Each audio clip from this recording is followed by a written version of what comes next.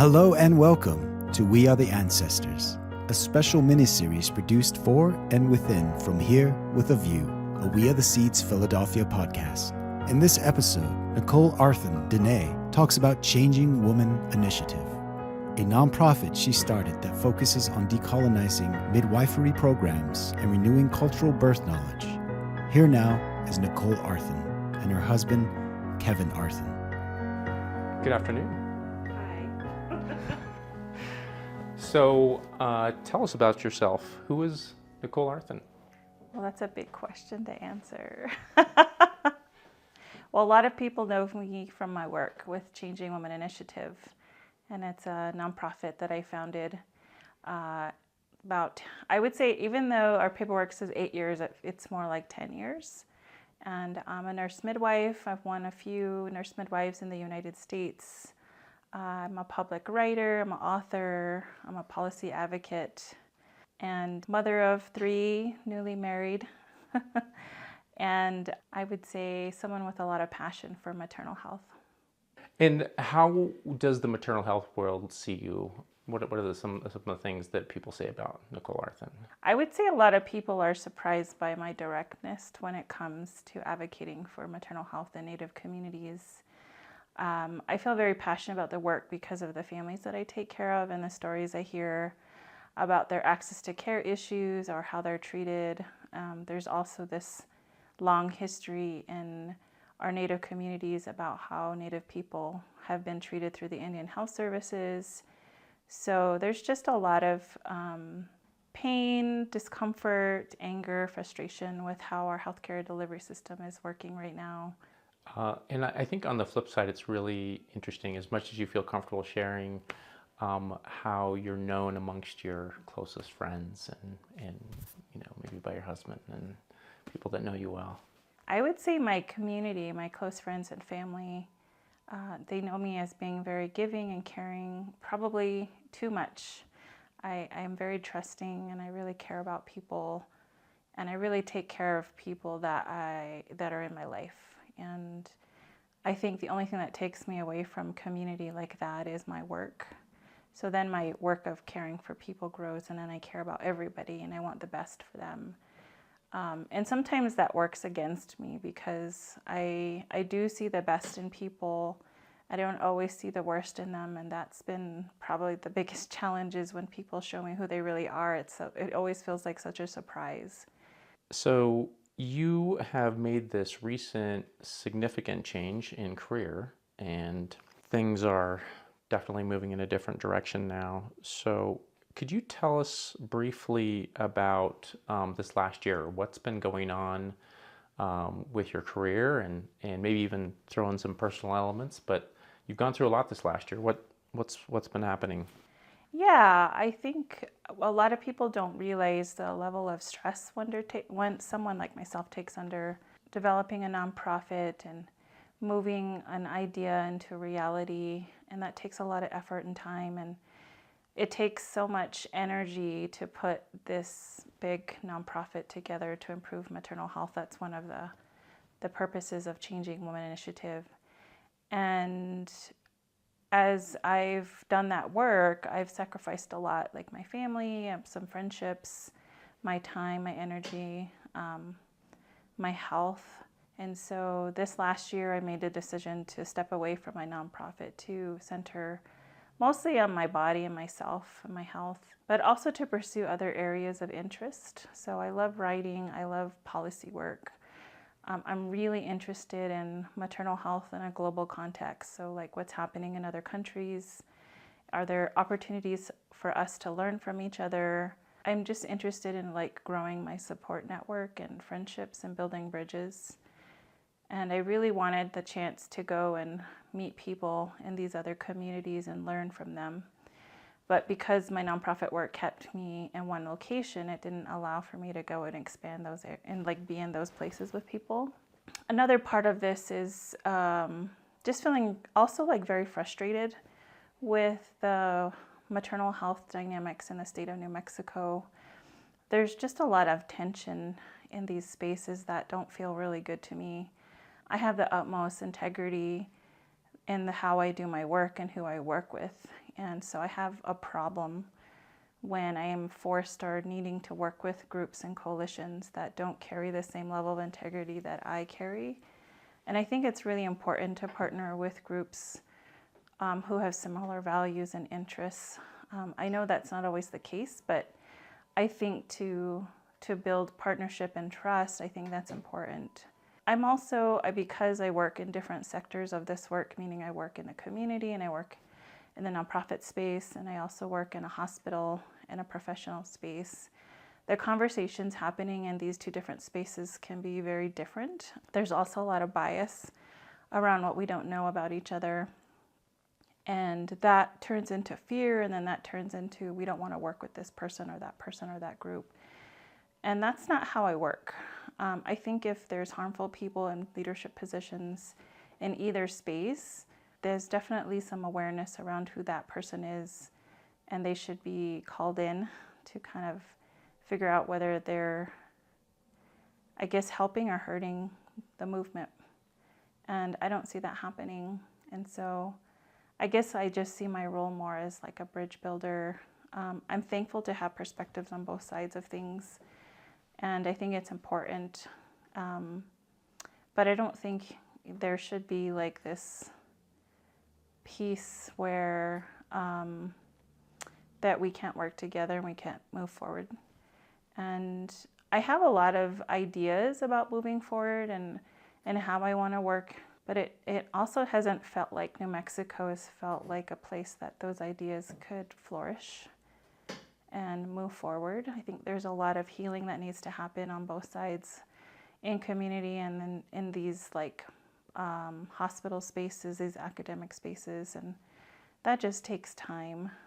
So I really just want to work in a space with people who are ready to do innovative work together and are in a good headspace and heart space and have ability to be reflective and communicate well and to own their part in the dysfunction that's present. And I just don't see that happening here. So you started you started Transcending Strategies. Tell us a little bit about what that is and why this is where you're headed right now. I started Transcending Strategies, well, I named it that because transcending paradigms is actually a place that I see myself, right? There's a lot of growth that I did developing Changing Women Initiative personally and emotionally and spiritually, and I really understand the value of our leadership being healed, or at least having some awareness about their trauma and how it affects their leadership.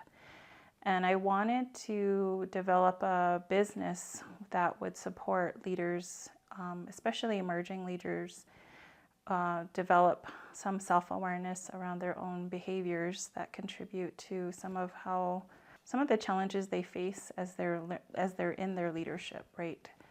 As well as like organizational design, because I designed Changing Women Initiative, which I would still consider like a startup. There's a lot of things I learned along the way, like, how do you form a great agile team, culture of the organization. I think there's a lot of emerging leaders who build nonprofits or build grassroots organizations, and they have this idea in their head on like how they want it to move forward, but they lack the support and knowledge to move it beyond where it's at, whether it's a grassroots or a small nonprofit. If we're wanting to design nonprofits or at least organizations to do the work in a way that aligns with our values, whether it's decentralized leadership design models or a nonprofit that's not hierarchical, like, how do you do that? And so often I see people just replicating models or organizations that look like the same ones that we complain about. And so what does it really mean to create these organizations that reflect, shared leadership, shared power? Those are the things that as an Indigenous person that we're taught growing up. But yet we keep continuing replicating organizations, and we become part of work that is still hierarchical. And then we just kind of step in line with that way of thinking, when ourselves we could be doing some work on engaging our awareness around how we think and how we manage and make decisions, and how does our trauma like affect and participate in how we want to grow as people. So let's go back 8 years ago, and you're conceiving the idea of Changing Women Initiative. Tell us how you were framing up the problems that you were going to solve back then. At the time, I was working as a nurse in the Indian Health Services and just witnessing women in that community that I lived in, which is San Ildefonso Pueblo, talk about their birth experiences and not feeling empowered and being disrespected and not having their choices honored, and that really bothered me. And then I worked at another hospital up in Los Alamos, where it was a private hospital, lots of PhDs, so people with incomes over 100K, multiple diverse communities. So there was people from China and India and Africa coming because of the laboratory. I saw those women get treated very differently up there. They had options, they were advocating for themselves, they were respected. There was just this general sense of that they felt like they were in control in how they wanted to take or be taken care of. They were able to advocate for themselves about what that looked like. And so I just felt like there was this huge problem within maternal health where Native American women had this very different story of like, the stories we had was that we were mistreated, or that the nurses were mean to us, or sterilization at the Indian Health Services in the 1970s. Like, those are the stories that my mom and my grandmother, my aunties, all kind of told us. So birth wasn't an empowering process. It was a moment to be afraid and to have to protect yourself even more. It was also shameful. There was also this narrative growing up as a Navajo woman in the Four Corners of New Mexico, where it was really highly discouraged that you get pregnant under the age of 20. And there's a lot of women in my high school, there's a few that got pregnant before they graduated. And so there was just this fear of like, you better not get pregnant and be like everybody else and do nothing. So there was this negative stigma related to being a mother under the age of 20. And I ended up meeting my first husband and having my daughter right before I turned 21. And I felt the weight of being treated like I wasn't going to do nothing with my life because I was married and pregnant just like everybody else. I know my family was very disappointed with me at the time. They didn't tell me, but I heard through family that they were disappointed. I also had this very other interesting perspective from my ex-husband's family of like, children are welcome and they're not a burden, and being a mother is the best and most important gift you'll ever have, and it's a selfless act to take care of your family and they come first. So it was kind of right there in the middle of like being this vital piece of my family as a mother, and that I had to give up all of my dreams and my aspirations to be a mother to my family. And then I had this other perspective of like, your disappointment because you got married and had children and we had so much high hopes for you, and now you're not going to do those things. And then I saw what was happening in the hospitals with women not being treated well and nobody advocating for them. And so I was kind of faced with a decision of like, well, what are you going to do? And I decided to go back to school to be a midwife, because I felt like it was important that they have an advocate in the hospital advocating for them to have a more empowered birthing experience. And thankfully I got through midwifery school with some really supportive midwives who are still my friends today. And even going there, I realized there was even a bigger problem of like not having Native women or Native midwives represented in birth work. There was nobody working to bring traditional birthing practices into these spaces that we've always birthed with our medicine people and our healers, and that there wasn't an effort to even merge the worlds.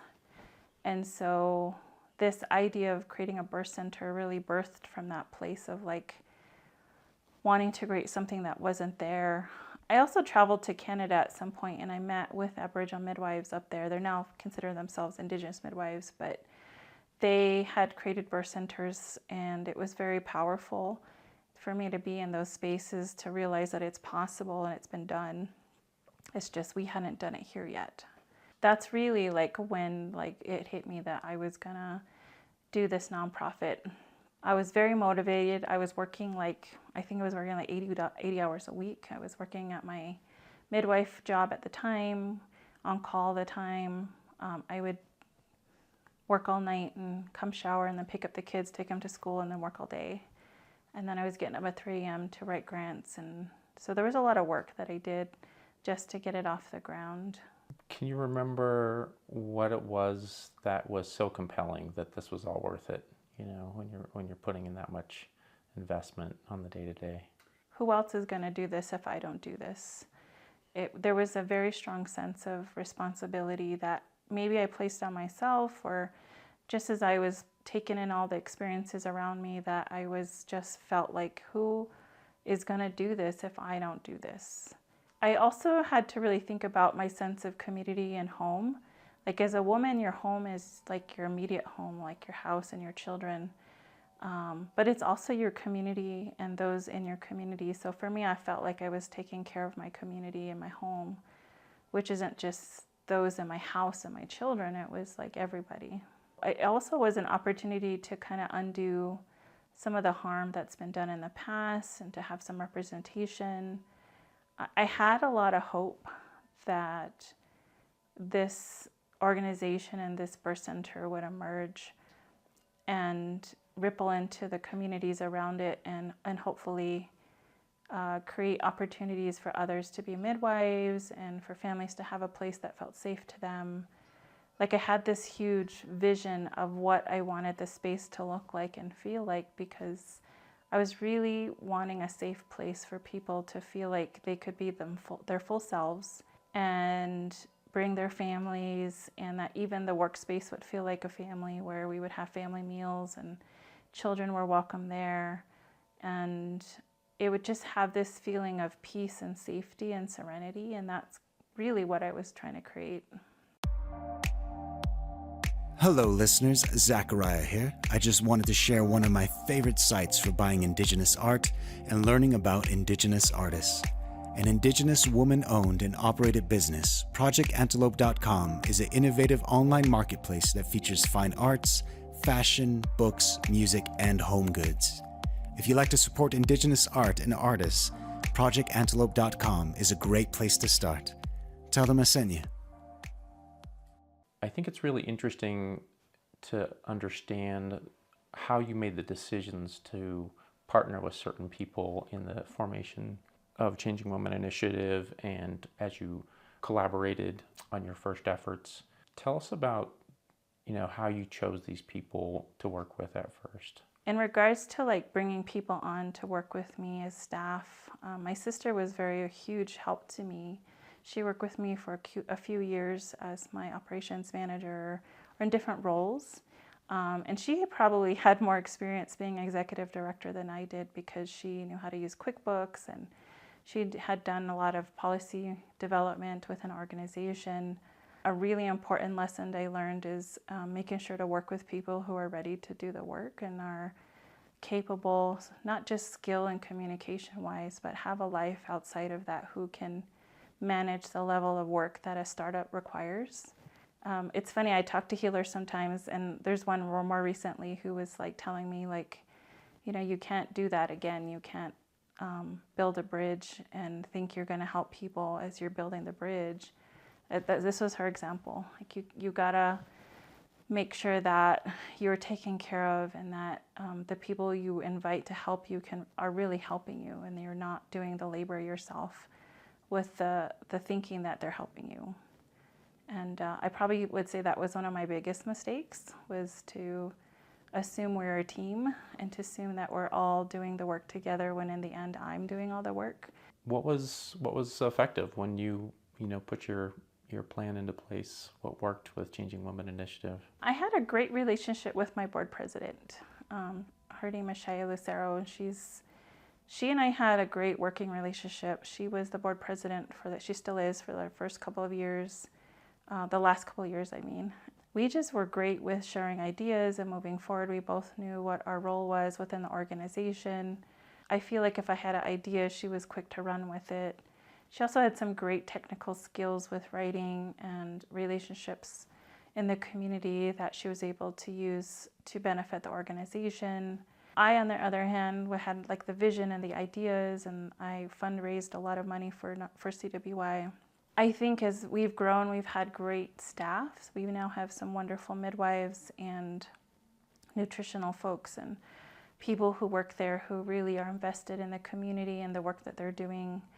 And I think it really matters to find great people who are passionate about what they do.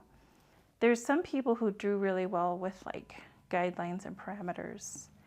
And sometimes those people I would call our sustainers, people who come in later, who something's been created and there's parameters and they just kind of come in and they can fill in and they can work from that space. And then there's other people who are okay with parameters not being there, who can create as they go.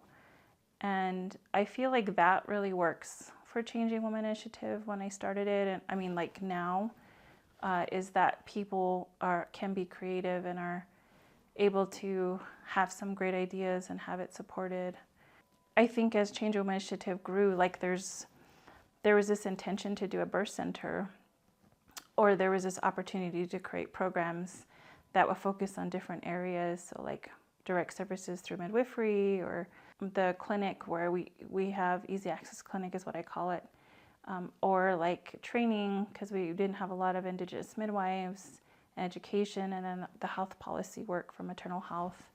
So instead of putting all this energy and time into a birth center, I made the decision to develop an organization where the birth center was a project within the organization, but not the only project. It's interesting, I think, because people assume that I would stay with Changing Women Initiative forever, and I thought that too. But as the work developed, I realized there was so many other places that needed kind of the innovation and the insight and support that I could offer, and that there's multiple projects that I want to support nationally and globally, and not just one project. Like it's part of my development as an innovator, but it's not all the work that I want to do, it's a piece of it. So one of those main compelling parts of your vision was to make sure that people that struggle to advocate for themselves were getting their needs served. And so how did that work out? What worked and what didn't work with that? I think when it comes to providing services in a community that's very used to working in a system like a hospital, where they call you, remind you you have an appointment, they call you and remind you that you've missed an appointment. There's a lot of like communication on the side of the clinic or the hospital reminding you that you need to come in for care. And if you're in a population like Natives who are used to that kind of model, I think it can be challenging to shift to a model of care where actually you need to be accountable to show up to appointments, and that you need to be accountable to show up on time.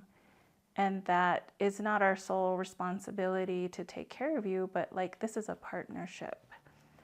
You want a specific type of way of being taken care of, but we don't know what that looks like, so you should tell us and then we'll make adjustments. Midwifery in home birth spaces is still pretty new to Native communities, even though we've had births in community long before hospital did. It's still like a generation or two ago that was present. So there's not a lot of people who've witnessed birth in home or know what that looks like. And so there's still a lot of fear about what if something goes wrong, or if certain actions are taken by the midwife to secure a normal, or to secure like a safe birth. Whether they have to transfer, or they have a hemorrhage, or the baby needs resuscitation, there's still a lot of fear about what happens when those things happen. And unfortunately, the midwives, we take on a lot of responsibility for making sure we're trained and we know how to manage that, which is part of our licensure and regulation in our state, but also communicating with the families about like when certain decisions need to be made, that they're part of those decisions, but they're also aware and consenting to the care that they're receiving. So it's interesting to just have this ripple effect of like an idea has grown into the organization, and there's midwives and there's doulas and there's this big movement. You and I have talked about this discovery that came into being around women of color, Native women having a higher risk, on average, a higher risk of having complications with their pregnancies. And I think you guys hope that your model would address this, but you were starting to kind of drill in and learn some of these dynamics and what reasonable expectations of care might be. So I wonder if you could talk about that for a little bit. I think that was a really important finding in Changing Women Initiative. What you hear in the research is midwife care is safe. Midwife care improves health outcomes. It improves community wellness. And yes, it's all of those things. But the thing though is the research you'll read about birth centers is majority of the time they serve white population folks, women and it is geared towards well people. But people who have resources, transportation, money, jobs, a partner. And so, of course, the outcome for the moms and babies are going to look better when their social determinants of health are better than ours. Where I was curious was implementing a birth center model with midwives and wellness practices to improve the health of Native American people, which we know have the second highest maternal mortality rate in the country as compared to Black women. And so what would it be like if we implemented a wellness framework that looked a little different than a hospital? So like longer prenatal visits in the home, including nutrition, not just educating them on healthy food, but providing healthy, nutritious, organic food to them and like feeding their family and themselves post-delivery. Providing and supporting a doula present for their birth, so providing and supporting a lactation consultant. So really creating all of the services that would meet majority of their needs through pregnancy and postpartum, designed for them, knowing what their dynamics are. What was surprising to me is we still saw the same amount of people transferring to the hospital for preeclampsia, for hypertension, for postpartum hemorrhage. And so it didn't quite change those very like high risk factors that actually cause a lot of people to be in the hospital. And I really had to think about that, because why is that we're implementing these healthy measures and it's still not changing the outcomes? What I've come to learn and think about is there's probably some genetic dynamics. These are just my preliminary thoughts.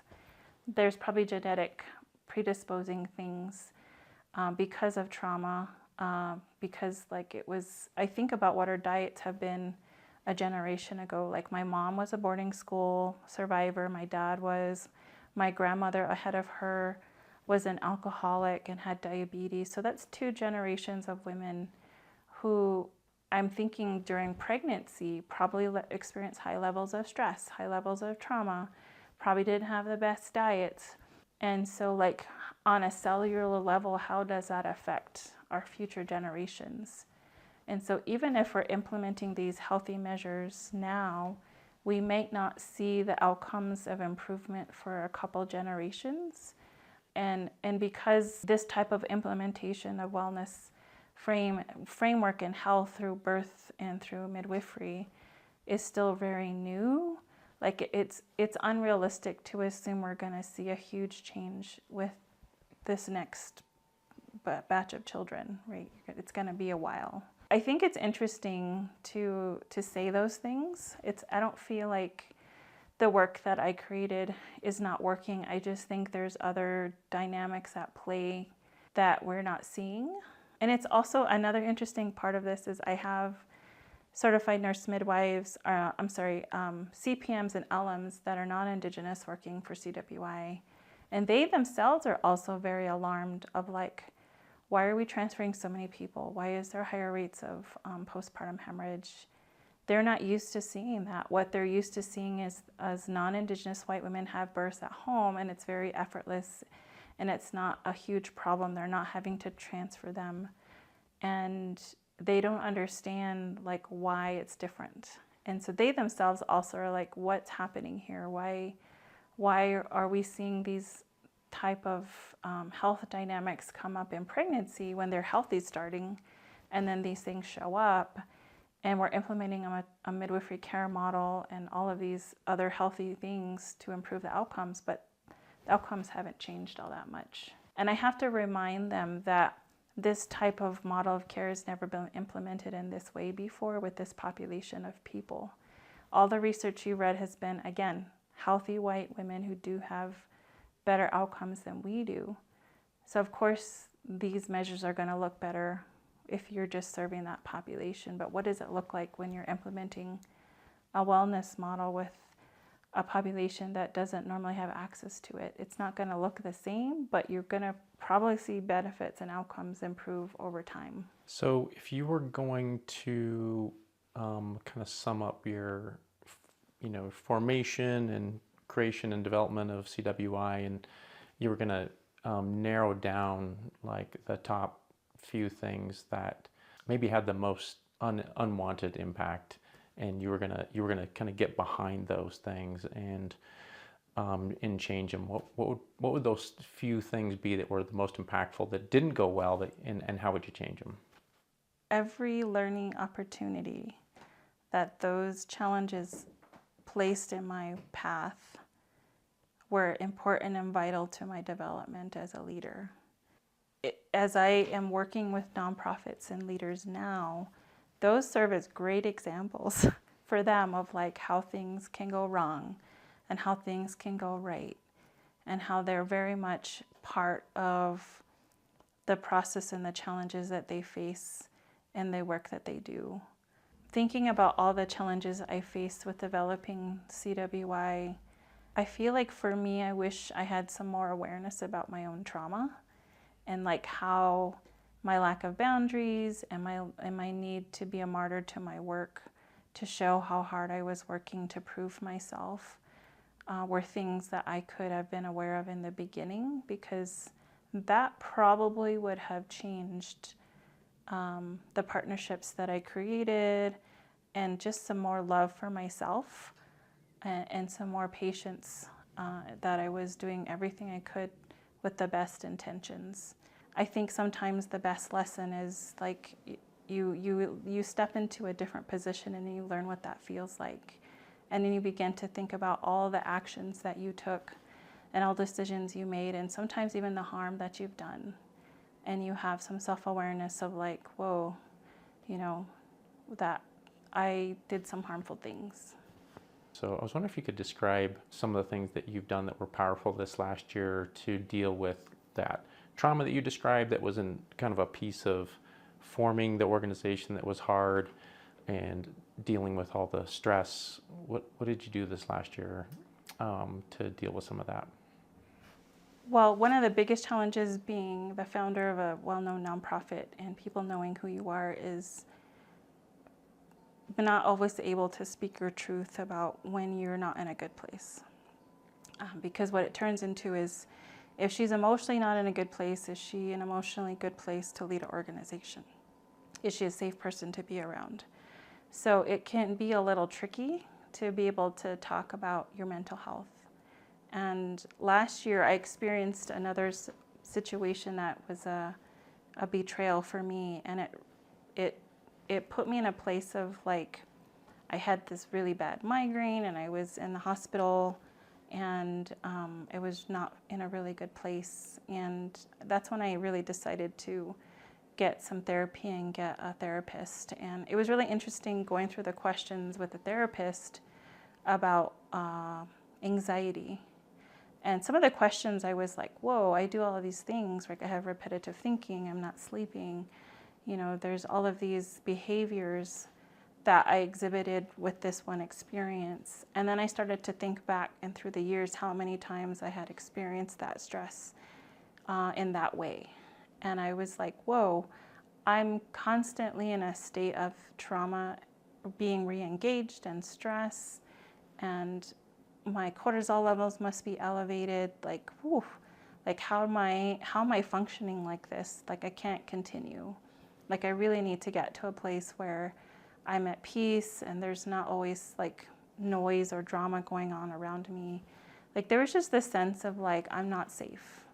And it's hard to say that, right? You create these spaces, at least for me, I thought I was creating these safe spaces for our birth workers and others to be in and connect, but I myself did not feel safe in those spaces and felt really isolated. And there's a lot of stuff I had to keep to myself because it would reflect badly on the organization. It wasn't the organization, it was just the spaces I had to be in the community, in the birth worker space, in the professional spaces, to advocate for maternal health for Native people. That was stressful. It was the relationships that were stressful.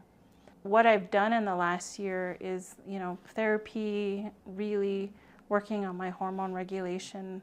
I'm happy to say I'm perimenopausal, and so there's, cortisol plays a big part in hormone management and my diet and really exercising. I used to be a big runner and I had to stop running because I had an injury. So there's those sort of health things I started to do. I also experienced a lot of pain in my day-to-day, shoulder pain, hip pain, foot pain, that I just kind of ignored and was taking lots of ibuprofen to manage every day. I think really starting to shift where I focus my energy, like changing my friendship circles, cutting people and things out of my life, getting exercise, going to therapy was huge, making a decision to leave the organization that I had founded. And it was in a really good place, so I could.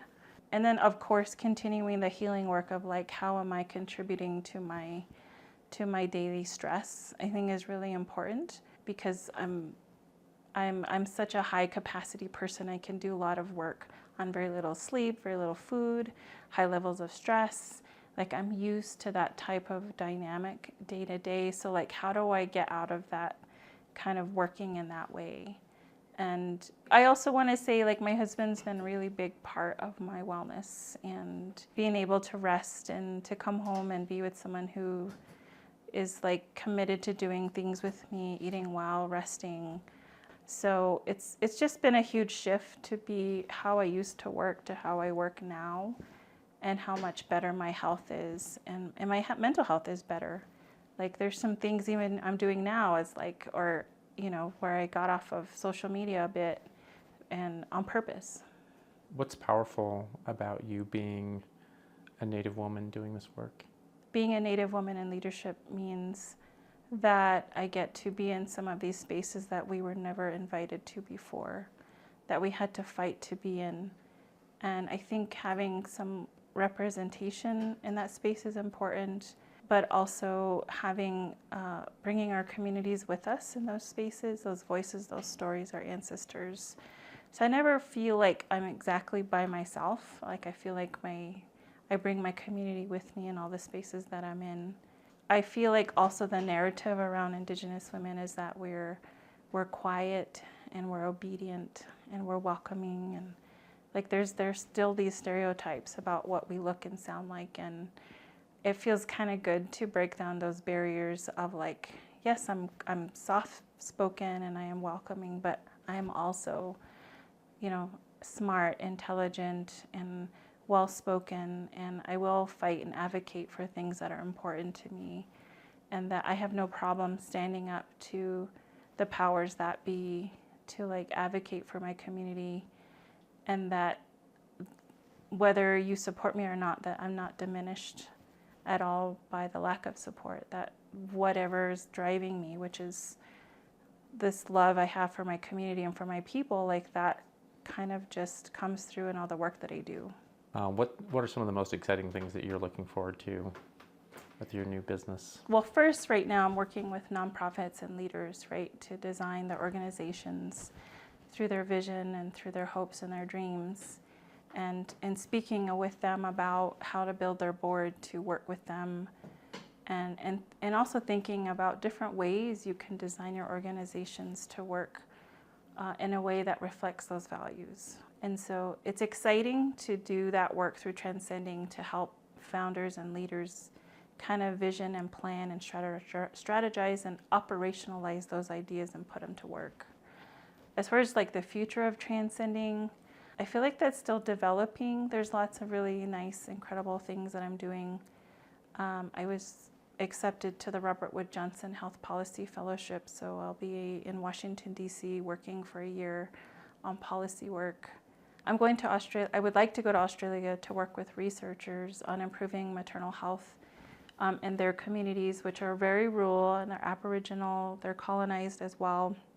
They have government policies that are not supportive of their wellness. And so I'm really interested, again, other countries and what they're doing to improve their health for their Aboriginal Indigenous communities, but like what can we learn from them and bring back here? So I feel like I'm on this like trajectory of learning again and wanting to bring back that knowledge here. I have one last question, and I think that this is fitting for your organizational name.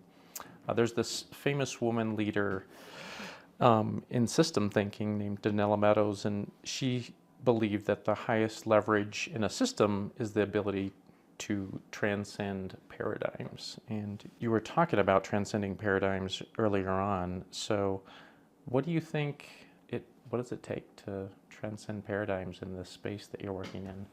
Some people would call me a dreamer or somebody who wears pink colored glasses because they say I don't see the world as it is and I see it as I am.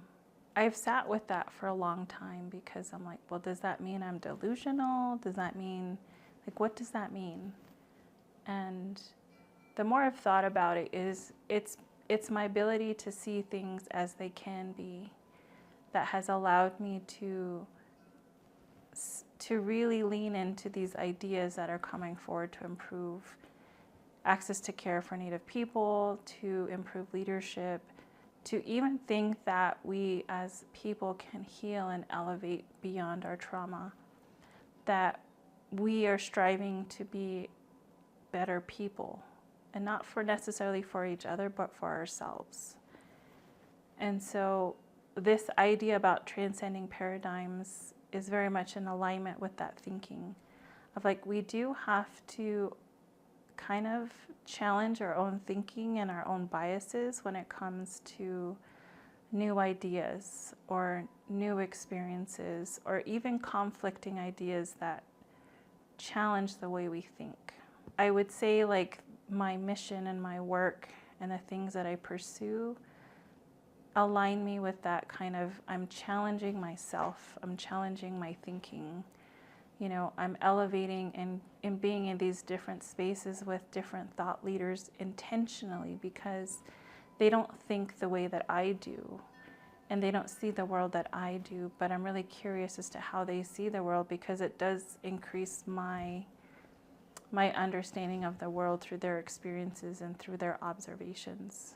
I think we can get into this frame of groupthink where we think very similarly and we don't grow and we're very comfortable in that space. It's a place I don't really want to be. I don't want to be stagnant in my thinking. I want to continue to grow and learn from other people and other cultures. I think some people get into this work thinking like it's about being seen and having power, but for me it's not about having power. It's like, I'm curious. I want to know what these incredible researchers are doing in Australia to improve maternal health for Aboriginal people. I want to know about the decisions that were made in Canada that contributed to Indigenous midwives having support from their community to train as Indigenous midwives. What led up to A, having the idea, and B, implementing the idea? Because there's a lot of invisible thinking that happens that aligns you with whether you're going to do something or you're not going to do something, and I'm really curious about that. And so I would say my curiosity has led me in a lot of directions, and it leads me to transcend paradigms because I'm curious and I'm challenging my thinking all the time, and I'm placing myself in locations and groups where my thinking is challenged. Like there's just so many situations where an undeveloped self, Nicolle, maybe 10 years ago would have thought one way, and today it's like, oh, I re-examine the situation and I think very differently. And it's amazing what 10 years of experience can do to change your perspective on a situation. And that's what I'm talking about, is when you engage people who have different perspective and experiences, they have a different perspective about a situation that maybe you didn't examine or consider until you talk to them. And I really like that kind of learning. Thank you so much for sharing your story, your knowledge, and your wisdom with us today, Nicolle. Thank you for joining us for this episode of From Here with a View, a We Are the Seeds Philadelphia podcast. Please subscribe, share with a friend, and leave us a review. You'll be helping us grow our listener community and elevate the impact of our podcast. You can learn more about this podcast at wearetheseeds.org. From Here with a View is executive produced by Michelle St. John with Zachariah Julian and Tyler Nagoyo producing. Sound mixing and original theme music by Zachariah Julian. To listen to more from Zachariah, follow him on Spotify and Apple Music. From Here with a View logo art was inspired by an original oil pastel drawing by artist Jason Weesaw. Graphic design by Fernanda Leon. This podcast was funded in part by Independence Public Media Foundation. We'll see you next time on From Here with a View.